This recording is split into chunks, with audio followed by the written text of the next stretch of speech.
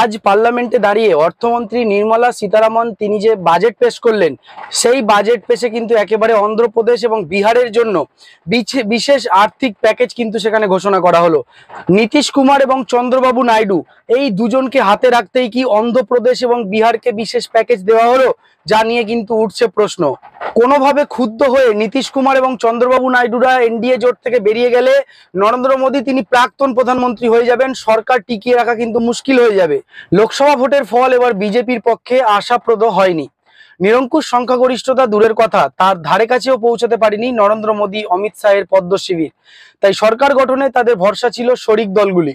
পুরনো ডুবন্ত তরী নবীন পট্টনায়কের বিজেডির বন্ধুত্ব ছেড়ে নতুন সখ্য গড়ে তুলতে হয়েছে একদা শত্রু দল চন্দ্রবাবু নাইডুর তেলুগু দেশম পার্টির সঙ্গে। বিহারে ভোল বদলু নীতিশ কুমারের জেডিইউ এর কাঁধে ভর রেখে তৃতীয় সরকার গঠন করেছেন মোদী। তাই প্রথম থেকেই সংশয় ছিল শরিক দলগুলির মন রাখতে এই সরকার বাজেট বরাদ্দের কতটা খরচ করে।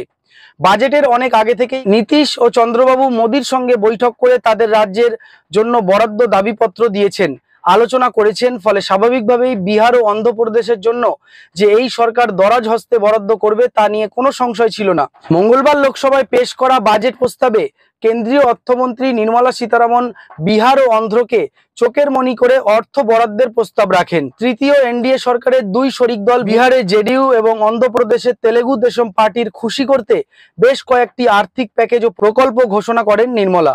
বিহারে 4টি এক্সপ্রেসওয়ে এবং সেতু গঠনে 26,000 কোটি টাকা বরাদ্দের প্রস্তাব আনা হয়েছে বাজেটে। অন্যদিকে চন্দ্রবাবু নাইডুর অন্ধ্রপ্রদেশকে পূর্ণ গঠন প্রকল্পের আওতায় আনার প্রস্তাব রেখেছেন নির্মলা। তার জন্য বাজেটে 15,000 কোটি টাকার প্রস্তাব আনা হয়েছে 2025 সালের অর্থ বিলে। এছাড়াও বিহারের পর্যটন ও বন্যা প্রতিরোধে একগুচ্ছ ঘোষণা করেন নির্মলা।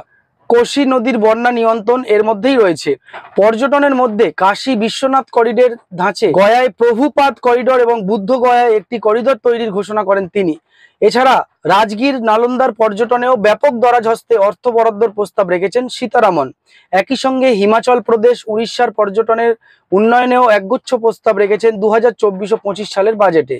মোদী সরকার যখন এককভাবে তারা সরকার গড়তে পারেনি, সেই সময় কিন্তু একেবারে নীতিশ কুমার চন্দ্রবাবু নাইডুরা তারা সমর্থন দিয়ে নরেন্দ্র মোদীকে তৃতীয়বারের জন্য প্রধানমন্ত্রী নির্বাচিত করা হয়েছে।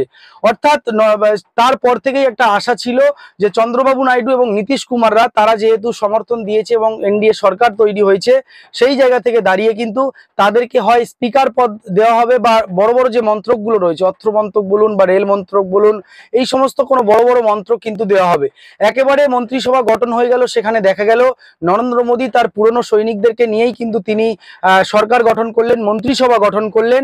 সেখানে কিন্তু সেভাবে চন্দ্রবাবু নাইডু বা নীতিশ কুমাররা তাদের চন্দ্রবাবু নাইডু বা নীতিশ কুমারের যারা এমপি রয়েছে তারা কিন্তু সেভাবে গুরুত্ব পেলেন না। অর্থাৎ একটা বিষয় কিন্তু ভাবা হচ্ছিল যে নরেন্দ্র মোদী যে সরকার বা এনডিএ সরকার যথেষ্ট চাপে পড়তে পারে, যে কোনো মুহূর্তে কিন্তু একেবারে পাল্টি খেতে পারেন নীতিশ কুমার। ইতিপূর্বেও তিনি বহুবার পাল্টি খেয়েছেন। চন্দ্রবাবু নাইডু তিনিও কিন্তু পাল্টি খেয়ে তার সঙ্গে কংগ্রেসের সম্পর্ক যথেষ্ট ভালো, এই বিষয়গুলো কিন্তু উঠে আসছিল। কিন্তু আজকে যে বাজেট পেশ হলো, সেখানে নির্মলা সীতারামন তিনি যে বাজেট পেশ করলেন এবং অন্ধ্রপ্রদেশ এবং বিহারের জন্য তিনি যে ঢালাও হারে অর্থ বরাদ্দ করলেন, সেখান থেকে দাঁড়িয়ে কিন্তু মনে করা হচ্ছে যে একেবারে চন্দ্রবাবু নাইডু নীতিশ কুমারের সঙ্গে এই যে নতুন এনডিএ সরকার বা বিজেপির যে সম্পর্ক তা যথেষ্ট ভালো রয়েছে। একেবারে তারা হয়তো সেভাবে বড় কোনো মন্ত্রিত্বের দাবি করেননি বা দাবি করলেও সেই মন্ত্রক পাননি, স্পিকারের পদও তাদেরকে দেওয়া হয়নি।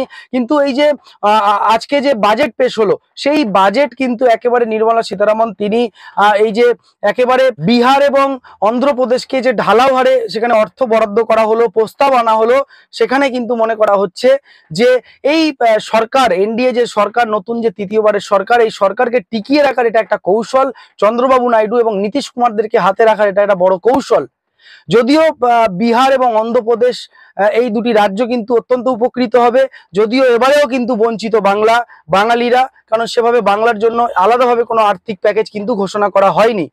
ভিডিওটি কেমন লাগলো কমেন্ট বক্সে অবশ্যই মতামত জানাবেন এবং আজকের এই বাজেট নিয়ে আপনাদের মন্তব্য কি কমেন্ট বক্সে অবশ্যই আপনারা কমেন্ট করবেন। ভিডিওটি ভালো লাগলে শেয়ার করবেন। যারা ইউটিউবে আমাদের ভিডিওটি দেখছেন, আমাদের চ্যানেলটি সাবস্ক্রাইব করুন। ফেসবুক, টুইটার এবং ইনস্টাতে যারা আমাদের ভিডিওটি দেখবেন, অবশ্যই আমাদের চ্যানেলটি ফলো এবং লাইক করে রাখবেন। ধন্যবাদ সবাইকে।